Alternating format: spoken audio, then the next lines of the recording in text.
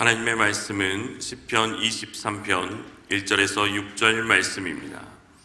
시편 23편 1절에서 6절 말씀입니다. 구약성경 818면입니다. 여호와는 나의 목자시니 내게 부족함이 없으리로다. 그가 나를 푸른 풀밭에 누이시며 쉴만한 물가로 인도하시는도다. 내 영혼을 소생시키시고 자기 이름을 위하여 의의 길로 인도하시는도다. 내가 사망의 음침한 골짜기로 다닐지라도 해를 두려워하지 않을 것은 주께서 나와 함께 하심이라. 주의 지팡이와 막대기가 나를 안위하시나이다. 주께서 내 원수의 목전에서 내게 상을 차려주시고 기름을 내 머리에 부으셨으니 내 잔이 넘치나이다.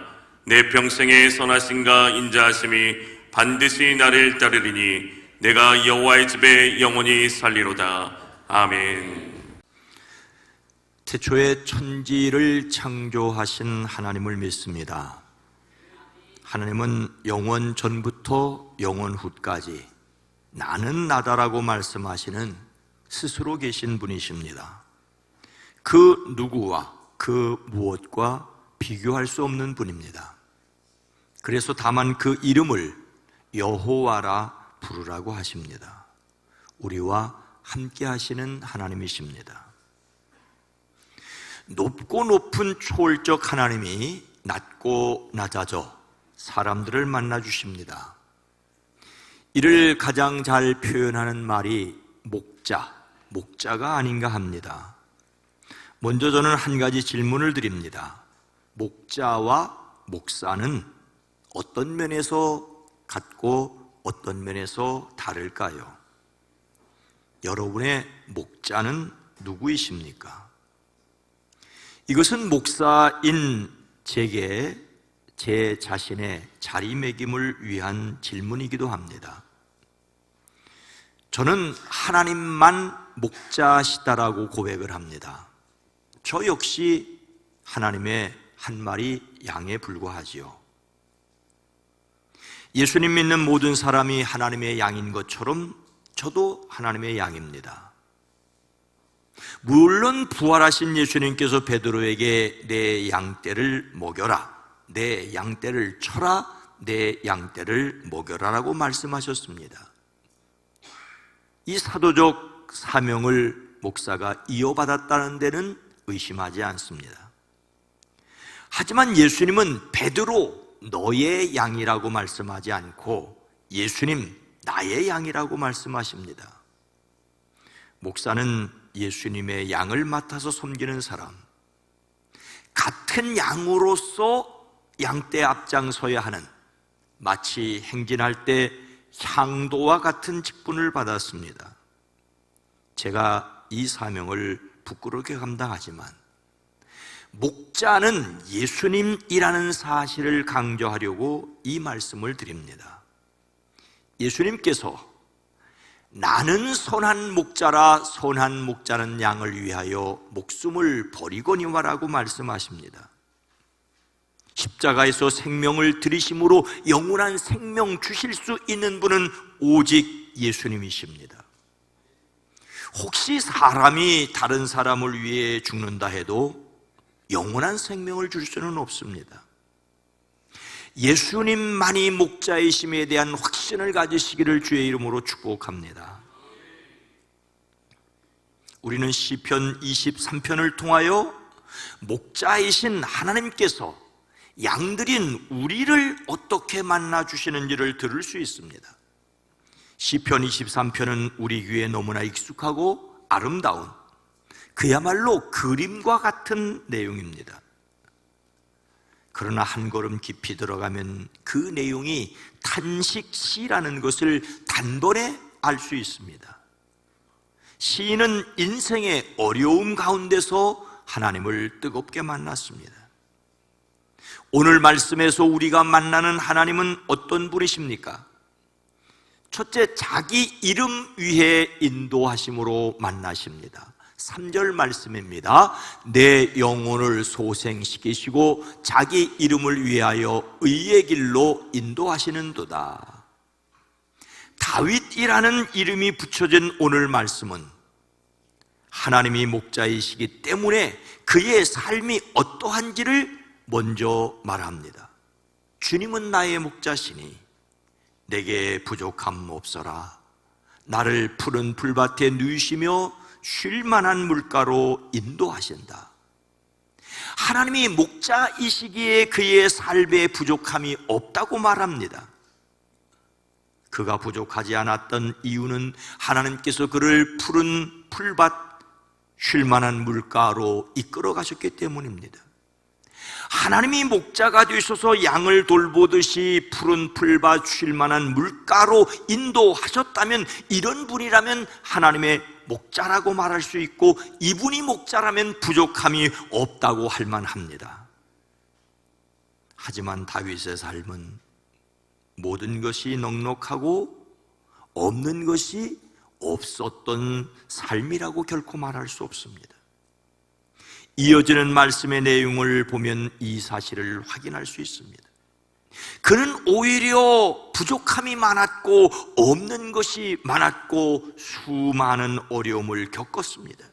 다만 그 속에서 하나님을 만났기 때문에 이렇게 노래할 뿐입니다. 이것이 오늘 우리가 이 말씀을 읽어야 할 이유입니다. 그 첫 번째 사실은 내 영혼을 소생시키시고라는 말 속에서 찾을 수 있습니다. 여기서 소생한다는 말은 기본적으로 돌아가다는 뜻입니다. 성경에서 하나님께로 돌아가는 회개를 말할 때 이 단어를 사용하고 있습니다. 예언자들의 끊임없는 외침은 하나님께로 돌아오라는 것이었습니다. 근데 오늘 말씀에서 다윗은 그 자신의 영혼을 돌아오게 하시는 하나님이라고 고백합니다. 영혼은 호흡을 가리키는데, 호흡이 돌아왔다는 말은 호흡이 떠났다는 말이 아니고 무엇이겠습니까? 우리말 그대로 소생하였다는 말입니다. 거의 죽었다가 다시 살아난 것을 가리킵니다. 봄을 가리켜 만물이 소생하는 계절이라고 하는데, 가을에 잎이 떨어지고 겨울에 앙상하던 나뭇가지에서 봄이 되어 싹이 움트는 것을 연상하게 합니다. 하지만 보다 더 직설적으로 표현하자면 나에게 다시 새 힘을 주시고라는 정도를 넘어서 까무러쳤다가 다시 깨어나는 것을 가리킵니다. 다윗은 쉼 없이 까무러쳤습니다. 골리앗을 무찌른 어린 다윗은 사울에게 두려운 존재로 성장했습니다. 사울은 그를 경계하는 것을 넘어 해치려고 하였습니다. 자기 딸 미갈이 다윗을 좋아하는 것을 알고 그 딸로 다윗에게 올무가 되게 하려고 하였습니다. 자기 사위가 되려면 이스라엘의 대적 블레셋 군인 100명을 죽이면 된다고 했습니다. 혼자 블레셋 군인 100명을 상대하다 죽기를 바랬던 것이죠. 그런데 다윗은 블레셋 군인 200명을 죽였습니다.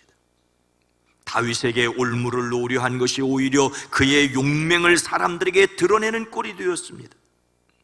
사울은 그에게 하나님이 함께 계신다는 것을 알았고, 자기 딸 미갈이 더욱 그를 사랑한다는 것을 알고 더욱더 두려워하게 되었습니다.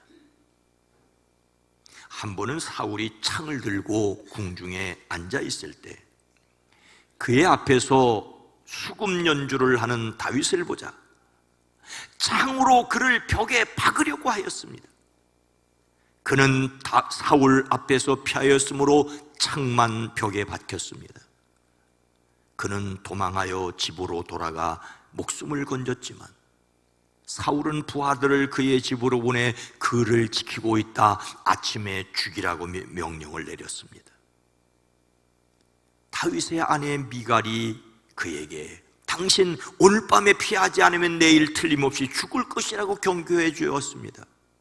미갈이 그를 창문으로 달아나 목숨을 건질 수 있었습니다.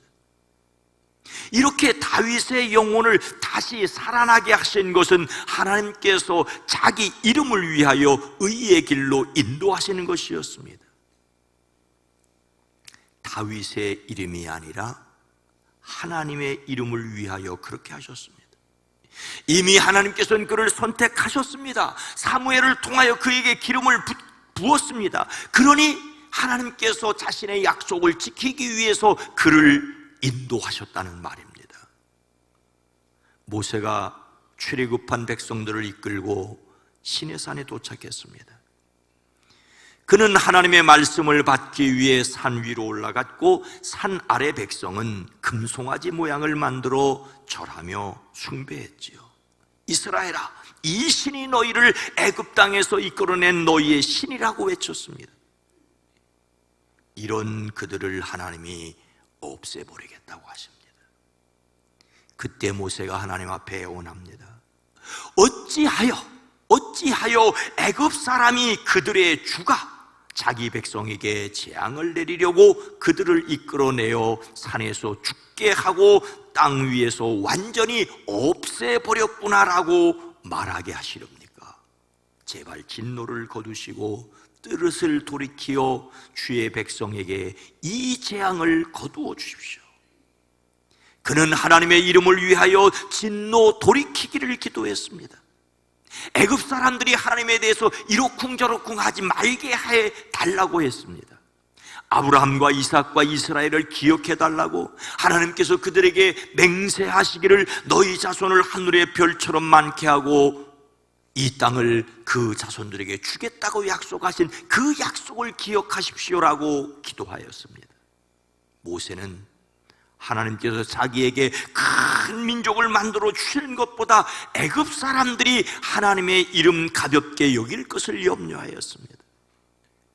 아브라함과 이삭 그리고 야곱에게 약속하신 말씀을 기억하시기를 간구했습니다. 이렇게 그가 간구하자 하나님께서 그 뜻을 돌이키고 그 백성에게 내리시겠다던 재앙을 거두셨습니다. 사실 모세의 이 기도는 하나님께서 그에게 듣고 싶으셨던 내용이었을 것입니다. 하나님께서 그들을 없애버리겠다는 말씀을 거두셨지만 그들을 용서해달라는 기도는 들어주지 않으셨습니다. 기억하여라, 때가 되면 내가 그들에게 반드시 죄를 묻겠다. 하나님께서는 그 뜻대로 구한 기도만 들으셨습니다. 하나님께서 자기 이름을 위하여 인도하셨다는 말은 인간적으로 섭섭할 수 있겠지만 이것이 가장 완벽한 길이고 온전하신 하나님을 의지해야 할 이유입니다. 그래서 우리가 알거니와 하나님을 사랑하는 자 곧 그의 뜻대로 부르심을 입은 자들에게는 모든 것이 합력하여 선을 이루느니라고 말할 수가 있습니다. 다윗에게 있어서 영혼을 소생시켰다는 고백은 힘들고 어려운 삶의 여정에서 만난 하나님을 가리킵니다. 우리 역시 피곤하고 지친 삶의 순간 십자가를 지셨으나 부활하신 예수님 이름으로 부족하고 연약한 자신을 이끌어 가시는 하나님을 만날 수 있습니다. 우리 이름이 아니라 예수님의 이름을 걸고 우리를 인도하십니다. 연약하고 힘들 때 예수 이름 의지하시기를 주의 이름으로 축복합니다. 또 하나님은 우리를 어떻게 만나 주십니까? 둘째, 사망의 음침한 골짜기에서 함께 하심으로 만나십니다. 4절 말씀입니다. 내가 사망의 음침한 골짜기로 다닐지라도 해를 두려워하지 않을 것은 주께서 나와 함께 하심이라. 주의 지팡이와 막대기가 나를 안위하시나이다. 내가 사망의 음침한 골짜기로 다닐지라도, 사망의 음침함이란 죽음의 그늘, 즉 무덤을 가리키는 말입니다. 살아는 있는데 죽음의 그림자가 짙게 드리운 죽음의 위기가 도사리는 삶입니다. 그는 죽음의 위기를 수없이 체험했습니다. 앞에서 말한 영혼을 소생시켜야 할 형편과 전혀 다르지 않습니다.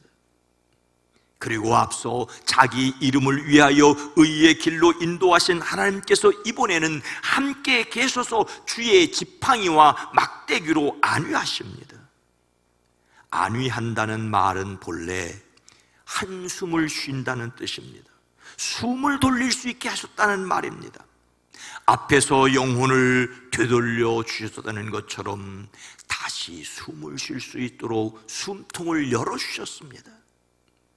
이번에는 하나님께서 자신의 지팡이와 막대기로 그렇게 하셨습니다. 당시 목자는 한 손에는 지팡이를, 다른 손에는 막대기를 들었다 합니다. 여기서 지팡이는 허리 아픈 분들이 짚고 다니는 그런 지팡이가 아닙니다. 목자의 지팡이는 아주 길고 그 끝이 꼬부라져 있습니다. 이런 지팡이는 양이 아주 깊은 웅덩이나 좁은 골짜기에 빠졌을 때 사용하는 도구입니다. 양이 빠졌는데 목자가 내려갈 수 없고, 내려가도 양을 끌어올릴 수 형편해서 구부러진 지팡이 끝으로 양을 걸어 끌어올립니다. 목자가 지팡이를 가지고 있다면 사망의 음침한 골짜기에 빠져도 양은 걱정할 필요가 없습니다. 그러면 막대기는 무엇입니까? 양을 때리기 위한 것이 아닙니다. 밤에 양들이 잠잘 때 목자는 잠들지 않고 막대기를 들고 깨어 있습니다. 이것은 악한 짐승이 오면 쫓아내는 몽둥입니다. 목자가 이것을 들고 있으면 양은 안심할 수 있습니다. 목자였던 다윗은 자기 경험을 통하여 이 사실을 너무나 잘 알고 있었습니다. 목자가 지팡이와 막대기를 들고 있을 때 양들이 안심하는 것처럼 하나님이 그렇게 자신을 지켜주심을 믿었습니다.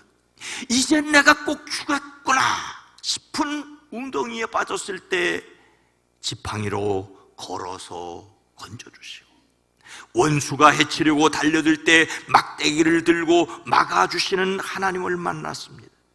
이것이 또한 우리가 만날 수 있는 하나님이십니다.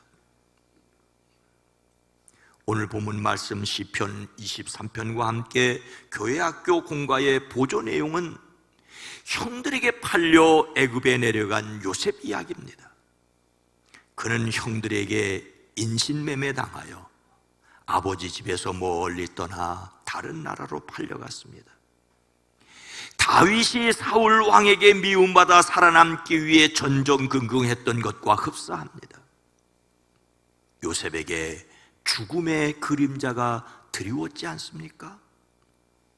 그 형들에게 돈 주고 요셉을 산 노예상들은 그를 애굽으로 끌고 가 바로의 경호대장 보디발에게 팔았습니다. 하지만 하나님이 그곳에서도 함께 계셔서 그를 돌보셨습니다. 요셉은 밖에서 노동하는 노예가 아니라 집 안에서 일하는 노예가 되었습니다. 그리고 차츰 집안 살림을 관리하게 되었습니다. 하지만 그래서 그는 또 다른 죽음의 골짜기로 말려 들어갔습니다.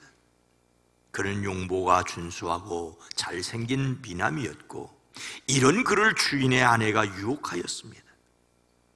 주인과의 신의를 지키기 위해 무엇보다도 하나님을 거역하는 죄를 지을 수 없다는 그에게 돌아온 것은 엄청난 위험이었습니다. 안주인은 자기 뜻대로 되지 않자 요셉이 자기를 농락하려고 달려들었다고 남편에게 말하여 그를 감옥에 가두게 했습니다. 의롭게 살려는 요셉이 불의한 일을 당하였습니다. 그러나 그곳에도 하나님은 그와 함께 계셨습니다. 한결같이 그를 돌보아 주셨습니다. 그가 애굽의 총리가 되는 지름길이 바로 거기에 있었습니다. 오랜 시간이 흐른 후 요셉은 자기를 두려워하는 형들에게 이렇게 위로합니다. 형님들은 나를 해치려고 하였지만 하나님은 오히려 그것을 선하게 바꾸셔서 오늘과 같이 수많은 사람의 생명을 구원하셨습니다. 요셉은 역경 속에서 하나님의 지팡이와 막대기를 보았습니다. 다윗이 내가 비록 죽음의 그늘 골짜기를 다닐지라도 주님이 나와 함께 계시고 주의 지팡이와 막대기로 나를 보살펴 주셨다라고 고백하지 않았습니까? 이것은 다윗의 경험이자 하나님을 믿는 모든 신실한 사람들의 공동 고백이 될 수 있습니다. 삶의 극심한 위기에서 오히려 함께 하시는 하나님을 만날 수 있습니다. 힘들고 어려울 때 거기 함께 하신 하나님을 만나는 경험이 있으시기를 주의 이름으로 축복합니다. 하나님은 또 어떻게 그를 만나 주셨습니까? 셋째, 원수의 눈앞에서 상 차려 주심으로 만나십니다. 5절 말씀입니다. 주께서 내 원수의 목전에서 내게 상을 차려 주시고 기름을 내 머리에 부으셨으니 내 잔이 넘치나이다. 내 원수의 목전에서. 그의 고백은 내 원수들이 보는 앞에서 내게 잔치상을 차려 주셨다는 말입니다. 여기서 원수라는 말은 꺽쇠로 쥔다는 것으로 엄청난 위협으로 괴롭히는 것을 말합니다. 앞에서 까무러치고 사망의 음침한 골짜기를 걸었던 것과 같습니다. 다윗은 일평생 수많은 적대자들에게 둘러싸였습니다. 최초의 적은 골리앗이 아니었습니다. 그의 형들이었습니다. 골리앗과 싸우기 전에 그의 형들은 그를 싸움 구경이라 하러 온 아이라고 비난하지 않았습니까? 하지만 하나님은 그가 골리앗을 무찌르게 하심으로 그를 비난하는 형들을 무색하게 하였습니다. 형들 앞에서 멋진 상을 차려주셨습니다. 다윗을 상당 기간 괴롭힌 원수는 사울 왕이었습니다. 사울은 그를 시기하여 끊임없이 죽이려고 하였습니다. 하지만 그는 사울을 하나님께서 기름 부은 왕으로 대우했습니다. 이런 다윗을 하나님께서 보호해 주셨고 사울을 막아 그를 해치지 못하게 하셨습니다. 그리고 마침내 이스라엘 왕위를 다윗에게 주셨습니다. 다윗의 원수는 다름 아닌 그 자신이었습니다. 그는 우리아의 아내 밧세바를 범하는 죄를 지었습니다. 그가 나단 선지자를 통하여 들은 하나님의 말씀에 회개하자 하나님은 그를 용서하셨습니다. 다만 부적절한 관계를 통하여 낳은 그 아들의 생명을 거두어 가셨지만 그 밧세바가 낳은 다른 아들 솔로몬에게 왕위를 물려주게 하셨지 않습니까? 다윗의 인생 마지막 원수는 자식이었습니다. 그가 가장 사랑했던 아들 압살롬이 아버지를 향하여 반란을 일으켜 그는 예루살렘을 버리고 도망쳐야 했었습니다. 그러나 하나님께서 그에게 복을 주셔서 다시 예루살렘으로 돌아올 수 있게 하셨습니다. 역시 그에게 승리의 밥상을 차려주셨습니다. 압살롬의 반란으로 다윗이 예루살렘을 버리고 도망칠 때 사울의 일가 친척이었던 시므이라는 사람이 줄곧 따라오며 저주를 퍼부었습니다. 그는 다윗과 신하들을 향하여 멀리 서서 돌을 던지며 이렇게 저주하였습니다. 영영 가거라, 이 피비린내 나는 살인자야, 이 불한당 같은 자야. 내가 사울 집안의 사람들을 다 죽이고 이 나라를 차지하였으나 이제 하나님께서 그 핏값을 모두 너에게 갚으신다. 이제 하나님께서 이 나라를 너의 아들 압살롬의 손에 넘겨주셨다. 이런 형벌은 너 같은 살인자가 마땅히 받아야 할 재앙이다. 이 말을 듣고 있던 다윗의 곁에 섰던 장군 아비새가 당장 건너가서 그의 머리를 잘라버리겠다고 하자 이를 말리며 다윗이 이렇게 말합니다. 하나님께서 그에게 나 다윗을 저주하라고 분부하셔서 그가 저주하는 것이라면 그가 나를 저주한다고 누가 그를 나무랄 수 있겠느냐?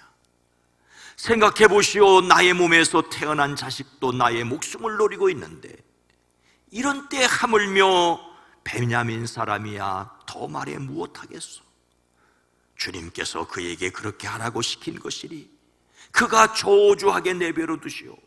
혹시 하나님께서 나의 이 비참한 모습을 보시고 오늘 시므이가 한 저주 대신 오히려 나에게 좋은 것으로 갚아주실지 누가 알겠소? 그 후 일어난 일을 우리는 잘 알고 있습니다.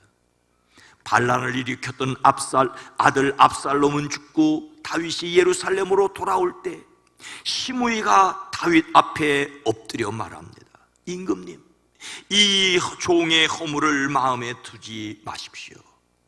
임금님께서 예루살렘에서 떠나시던 날 제가 저지른 죄악을 기억하거나 마음에 품지 말아 주십시오.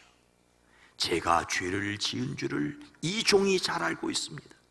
그래서 제가 오늘 요셉 지파의 모든 사람 가운데서 맨 먼저 높으신 임금님을 맞으려 내려왔습니다.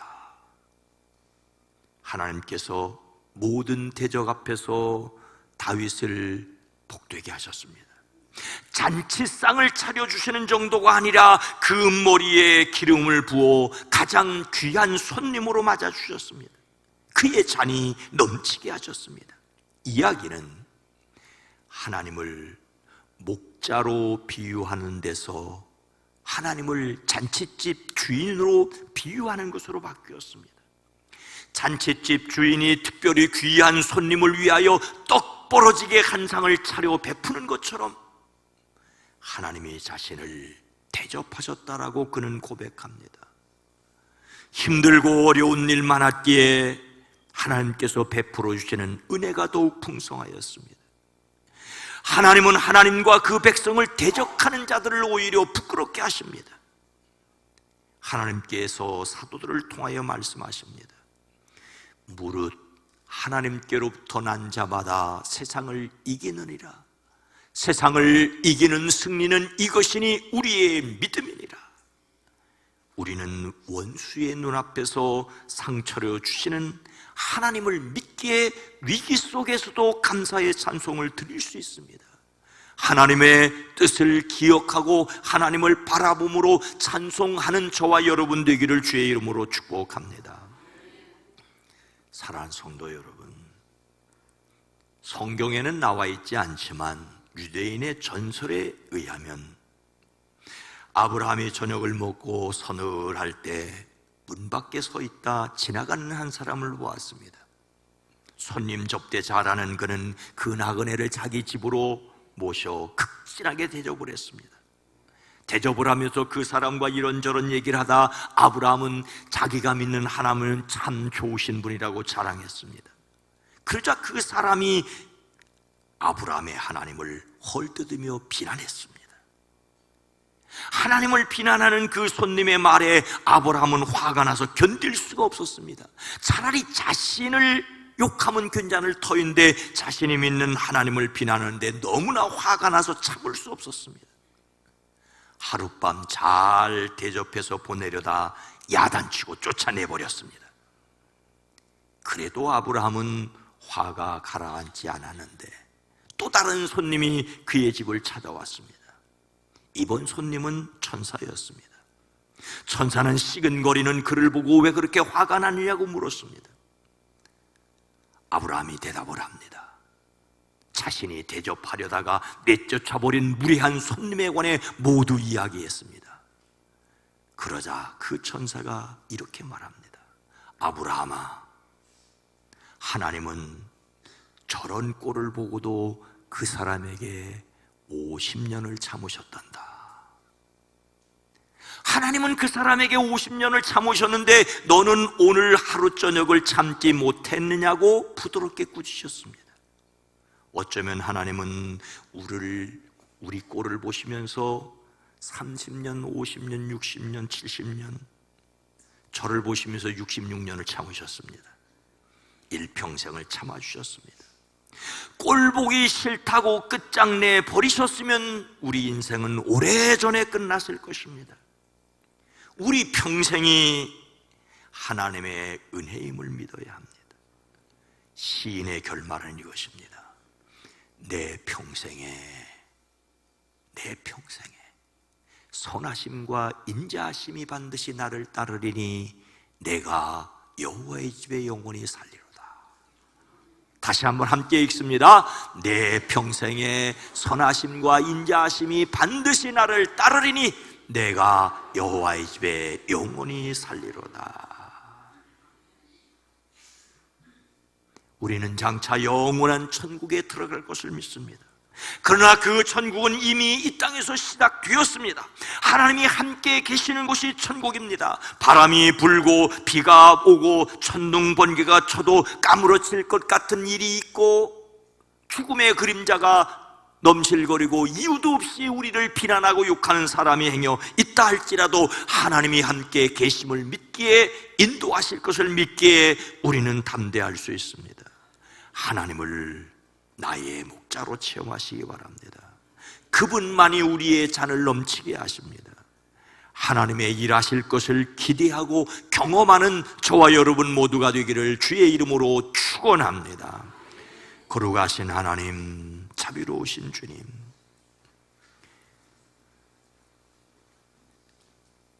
다윗이 하나님의 목자시라고 부족함이 없다고 쉴 만한 물가로 인도하셨다라고 고백해서 그의 삶에는 아무런 근심도 염려도 걱정도 없는 줄 알았는데 까무러칠 것 같은 일들을, 죽음의 그림자가 넘실거리는 것을 노려보고 째려보고 입비죽거리는 사람들이 수없이 많은 것을 경험하며 살았던 것을 기억하며 행여 우리의 삶에 힘들고 어려울 때 여전히 하나님이 나의 목자시니 부족함이 없습니다, 주님이 함께 계시니 이 난리통도 쉴 만한 물가입니다라고 고백할 수 있는 우리가 되어지게 하옵소서.